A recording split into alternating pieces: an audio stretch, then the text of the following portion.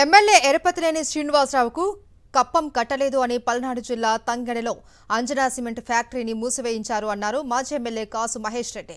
Cement బస్తాకు 20 రూపాయలు కప్పం కట్టాలి అని బెదిరించారు అని తెలిపారు. అంజనా సిమెంట్ ఫ్యాక్టరీని 40 రోజులు, పెద్దగార్లపాడు చెట్టినాడు సిమెంట్ ఫ్యాక్టరీని 30 రోజులుగా మూసివేయించారు అని చెప్పారు. కంపెనీలు మూతపడ్డంతో కార్మికులు తీవ్ర ఇబ్బందులు పడుతూ ఉన్నారని వెల్లడించారు. వెంటనే సీఎం చంద్రబాబు స్పందించి సిమెంట్ ఫ్యాక్టరీలను తెరపించాలి అని డిమాండ్ చేశారు.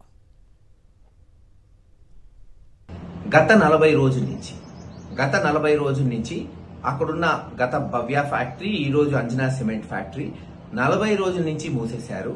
అలాగే పెదగాళ్లపాడులో ఉన్న చెట్టినాడు ఫ్యాక్టరీ కూడా గడిచిన 20-30 సంవత్సరాల నుంచి మూసేశారు. కార్మికులు చాలా కష్టాలు పడుతున్నారు. డైలీ లేబర్ అయితే కనీసం పాపం వాళ్ళకి రోజు గడవని స్థితి. ఎందుకు మూసేశారు అని తెలుసుకుందామని అక్కడున్న కొంతమంది అధికారులకు నేను ఫోన్ చేస్తే, బహుశా ఏమన్నా వ్యాపార రీత్యా నష్టాలు వచ్చి మూసేశారా, లేదు ఇంకేమన్నా కారణాల వల్ల మూసేశారా తెలుసుకుందామని తెలిస్తే నాకు తెలిసింది ఏంటంటే, అధికార పార్టీ తెలుగుదేశం పార్టీ, మరీ ముఖ్యంగా స్థానిక ఎమ్మెల్యే గురజాల ఎమ్మెల్యే ఎరపతినేని శ్రీనివాసరావు గారి వల్ల వాళ్ల ఆదేశాల మేరకు ఫ్యాక్టరీ మూసేశారు.